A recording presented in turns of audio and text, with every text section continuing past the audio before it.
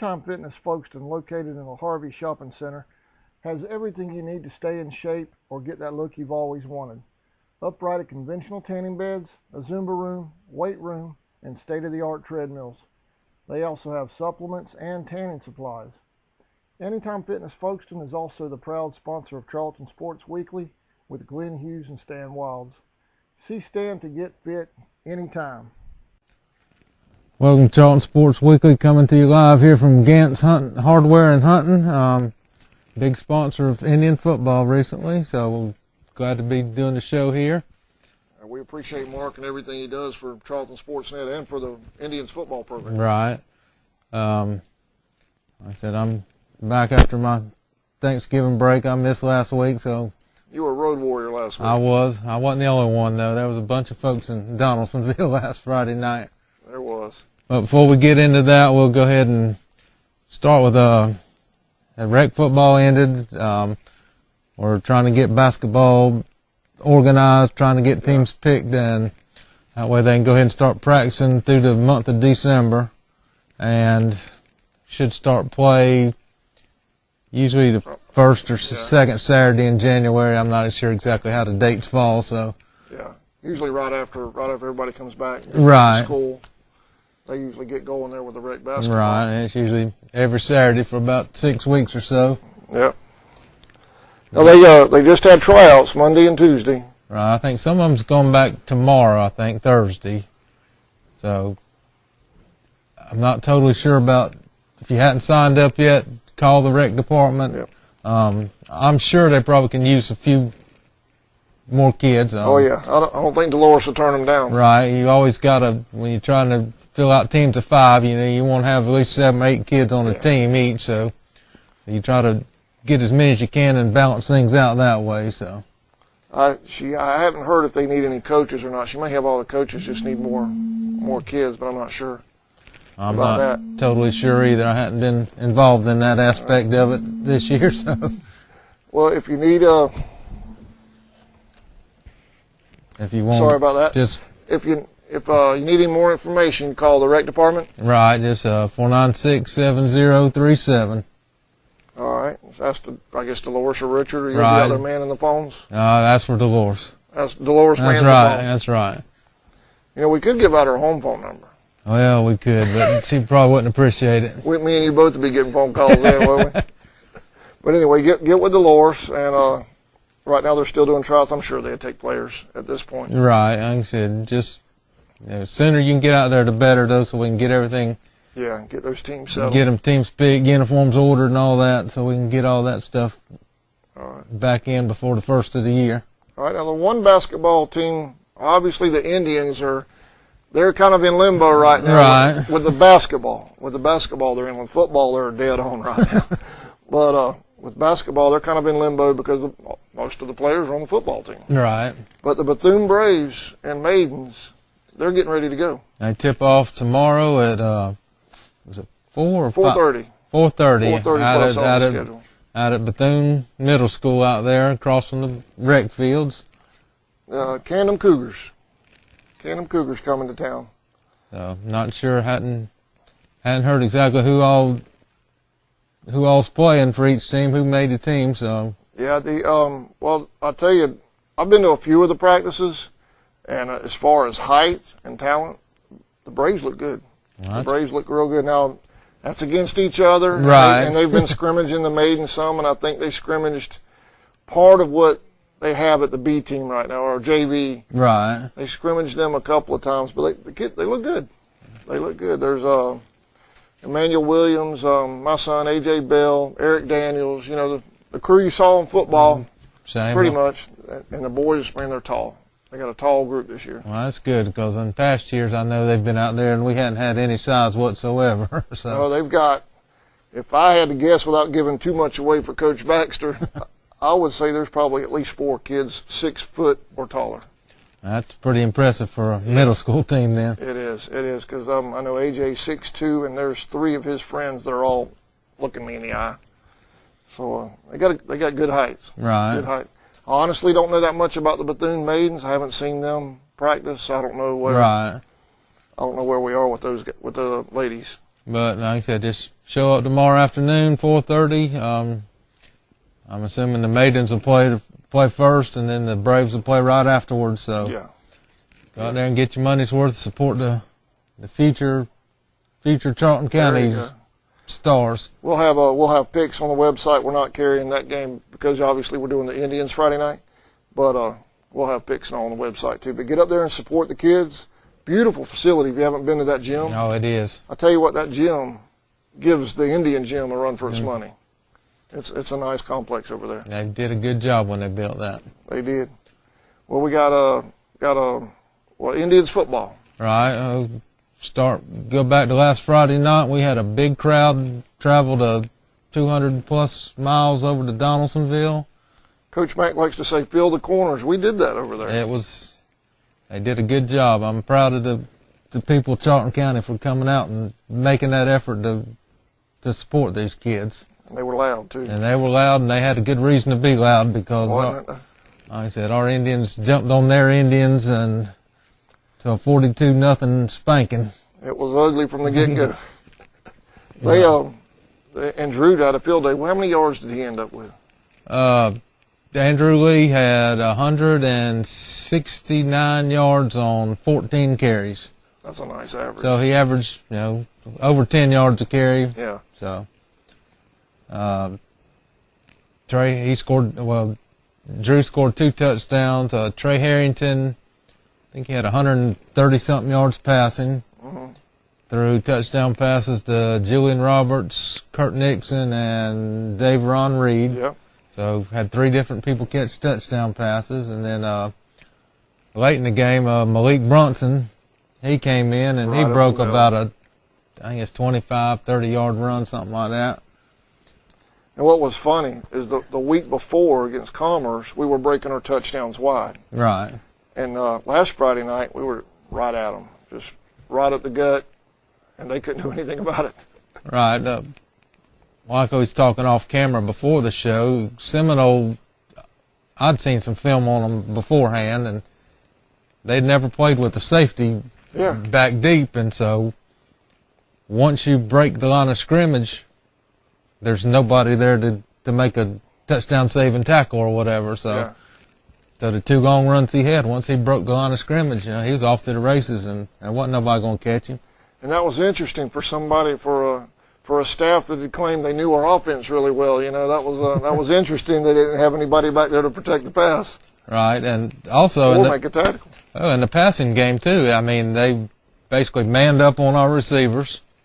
So it's 1-on-1. So if you beat your man, there's no help. There's no help for you, and so we did a good job of when we caught the ball. I think we only completed 7 passes on the night, but 3 of them went for touchdowns. You can. Yeah. That's a nice ratio. That's a good ratio right there. The Seminole, which we know how the power rankings go, but looking at Friday night, it must have just been because they were undefeated. Well, when you don't lose, they did have some key wins early. I mean, they beat Clinch and they beat Turner early on in the year, but I know Clinch. Anybody that follows Clinch County football knows that they don't hit their full stride till probably the 3rd or 4th game of the year. They got gel a little bit. Plus, they had some injuries. I know their quarterback did not play in that game, but the Seminole offense is, it's an option offense, which you really don't see a whole lot anymore. Right. But our defense did exactly what they needed to do. They took away the fullback, they took away the quarterback, and they took away the pitchback. There was nowhere to go. And as I said, they couldn't pick up any yards. They had 4 first downs for the game. I think 1 or 2 of those were off of penalties, too. I know one was. Their first down came on their opening drive of the second half on a pass interference penalty. Yeah. I think I'd figured out at halftime they had 31 total yards. Man. They finished with 103. They broke a couple long runs, I think, in the 4th quarter and got them down in our territory, and then they ended up turning it over on downs. But when you hold a team to just 103 yards of offense, you've done pretty good. especially when they're the #1 seed in the state. Right. I mean, that was a heck of a performance by the Indians defense. And the offense, the play calling it was balanced. I mean, Oh, yeah. It makes a difference when you can keep a team guessing. You don't know. I mean, you got both options. You can run, you can throw. You don't know. I mean, you can't just load up on the run or drop 8 back in the coverage like we saw earlier in the year. And yeah. So you got to kind of pick your poison. And well, with the way like you said, the way Seminole was playing defense, everybody was up in the box. Right. And we were just right at them, running right at them and breaking big yardage. So Andrew Lee had a great game again. He is up to, it's like close to 950 yards in 5 ball games this year. Can you imagine if we had him from the get-go till now? He'd probably be cruising right around 2,000 yards by now. He would probably have broken the school record by now. Yeah. Well, which is about 1,800 yards by Champ Bailey. Well, what the rest of the region probably doesn't want to hear is he's coming back.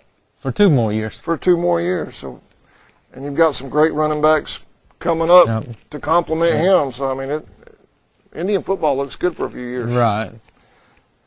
This weekend, Glenn, Irwin County, a familiar opponent, region opponent. What have we got on them? Well, they're going to line up and run the wing tee, and they do a really, really good job of it. They've got some talented running backs. We played them early, the last game of the regular season. They beat us 29-26 on a field goal with like 3 seconds left. 3 seconds. That kind of was, I don't know what you call it, our turnaround. It just kind of, the kids kind of realized their potential, I think, in that game.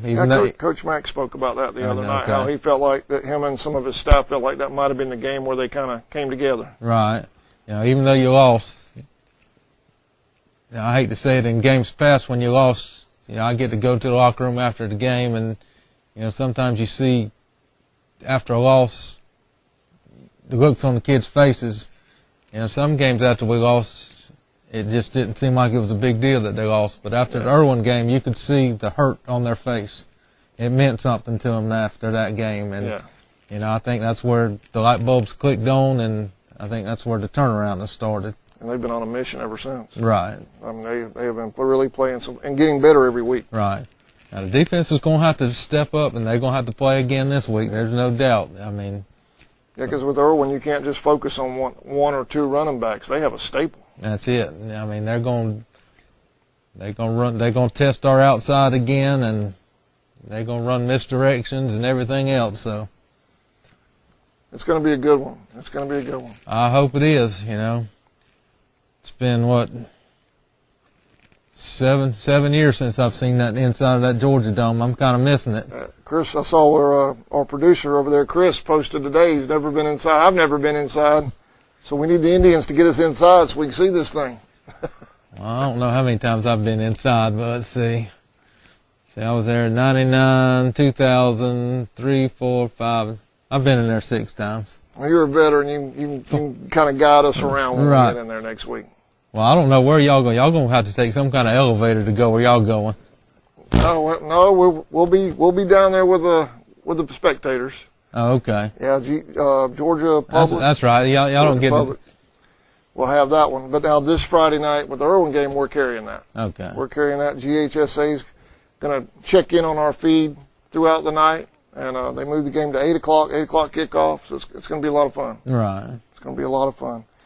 Ton of exposure. A lot of exposure for the kids, a lot of exposure for the website. It's going to be a great thing. Like I said, I expect a tremendous crowd, not only from Charlton, not only from Irwin, but just people from surrounding areas, because I don't think there's any other game in South Georgia. No, Camden's done. I mean, the only other teams I can think of that's in South Georgia is Colquitt. I know they're going up north. And Brooks County, which I'm not sure where they're playing at. But that's good ways farther south, so if they were playing at home, that would be probably your only 2 options in South Georgia if you want to see football. And high school football in South Georgia, we know how that is. That's people will drive 2 hours to go watch a good ball game. I mean, So expect, if you're going, I would advise you to get there early so if you can get a good seat. May not all, like I said, it may not be all Charlton Irwin fans, so you just got to get there early. $15 a ticket. $15 a ticket to get in the gate. Like you said, kickoff's at 8, so I'd get there 6:30 at least. Right. I mean, I know that's difficult for some getting off work, but if you can get there early, do it. Yeah. And also, I think they're selling advanced tickets at the high school too. So if you can, till Friday at noon. So if you haven't got a ticket yet, it might be advisable to go ahead and get your ticket here. That way, you can save yourself some time from having to stand in line once you do get there. Yeah, because they might have a cutoff at the gate when if they get too full in there. But all right, anything else going on, Glenn? That's all that I can think of at the moment. All right, well we're gonna take a break, bring Mark Gantt in, and he's gonna talk some hardware back here. All right. The Folkestone Pharmacy, your original hometown pharmacy for over 45 years, is a proud sponsor of Charlton Sportsnet broadcasts. Folkestone Pharmacy accepts insurance from most local employers, including the City of Folkestone, Charlton County, Babcock and Wilcox, AJM, Charlton Memorial Hospital, and many others. The Folkestone Pharmacy wishes the Indians best of luck this season. Gantt Hardware and Hunting at 3872 Main Street in Folkestone is a proud sponsor of Charlton Indians football broadcasts. Stop by and see Patty or Mark for all your hardware or hunting needs.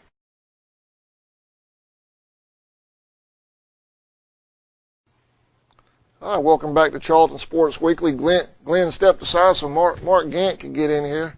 Mark's been helping us along with the football sponsorship with the webcast and everything. His store's a big supporter of Indians football. We appreciate you, Mark. Well, yeah, I just try to do my part, help out a little bit around here. All right. Hey, football game. I know you played for Coach Mack a few years back. We tried to slide some stories out of y'all the other night, but it's kind of like Vegas. What happens over there stays over there. We don't want to hear about none of them stories. Well, tell us a little about your. We got Irwin County coming up Friday night. I know you've had some past experience with Irwin County. What do you think? What do you think we're going into the game Friday night? I think Irwin County is a good team, no doubt. But I think we're just better. From what I've been seeing the last few weeks, with Charlton just stepping it up and the boys are picking it up. They know what's got to be done and they're going to do it.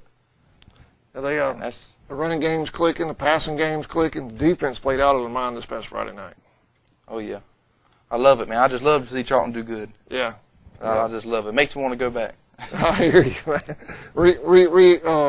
Just redo the whole 4 years, right? It was fun. I'm sure Coach Mack wouldn't complain a bit, would he? I don't know. We cut up a lot, too. I hear you.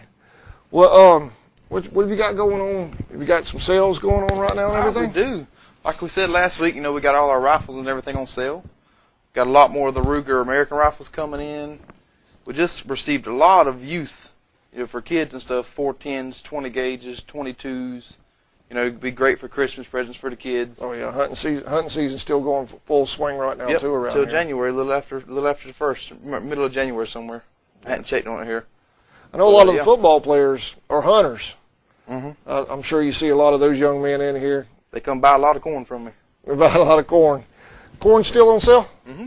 It's actually at $7.50 a bag from now to Christmas. That's what we're going to do. We changed it up a little bit since last week, so that's what it is now. Now I noticed when we came in tonight, Mark, you've got which they're behind the camera, but you've got a lot of new camo in that I don't remember seeing last week. Yeah, we didn't have that last week. Also, we found a good deal on a lot of camo, so we bought a lot up. We got some insulated coveralls and the whole 9 yards, and it's really good deals. So you got the coveralls, the pants, the shirts. We got hats, and beanies, the whole 9 yards. Now the one thing I want that I haven't been able to get from you yet, and I want it, and Halloween, you had on the whole ghillie suit. Yeah, man. We got a couple of them too. Do you have some of them in stock? We sure do. All right. Keep a couple of them on hand all the time. All right. You've also, I know you and we're hunters. So I like to talk hunting with you and everything. I'll come in here and shoot the breeze with you. But you guys also carry hardware and fishing equipment, tackle, paint. Got a little bit of everything in here. Whole 9 yards. we keep a good bit of everything. We try to, at least a little bit of everything. Well, did you get to? I know we talked a little bit about Irwin last week with the Seminole game. What do you think about the way we went in there and just handled the #1 team? I loved it, man. It was just awesome. You know, everybody talks Charlton down and talks them down. You know, they ain't played nobody, blah, blah, whatever. Yeah. They just went in there and just, you know, just hushed everybody up. The way that game went, it almost was as if Seminole were the ones that supposedly hadn't played anybody. Yeah, I mean, exactly. That high power ranking, which, you know, Glenn and I talked earlier about, you know, they had beaten Clinch and Turner, but that was early in the season. And as Glenn said, you know, Clinch doesn't really get going until about midstream. But other than that, I haven't seen the record for Seminole for the whole. See, I don't know who all they beat, but they were pretty one-dimensional.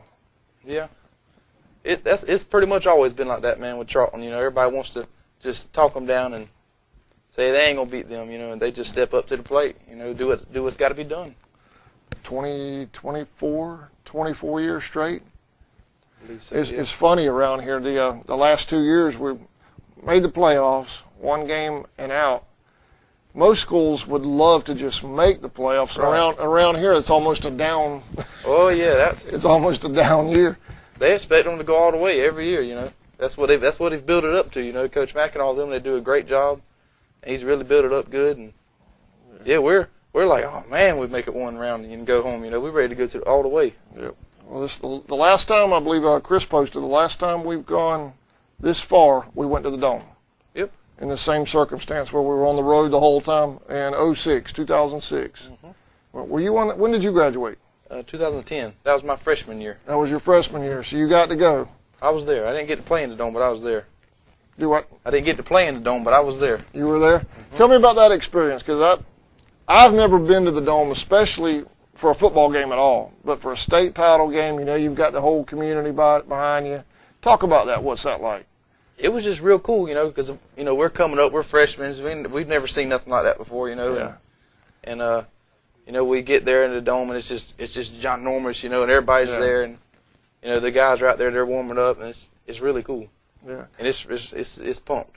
For your first experience there, what did which I know, going into that game, how does Coach Mack prepare a team for an environment like that? Because that's not a high school stadium, you know.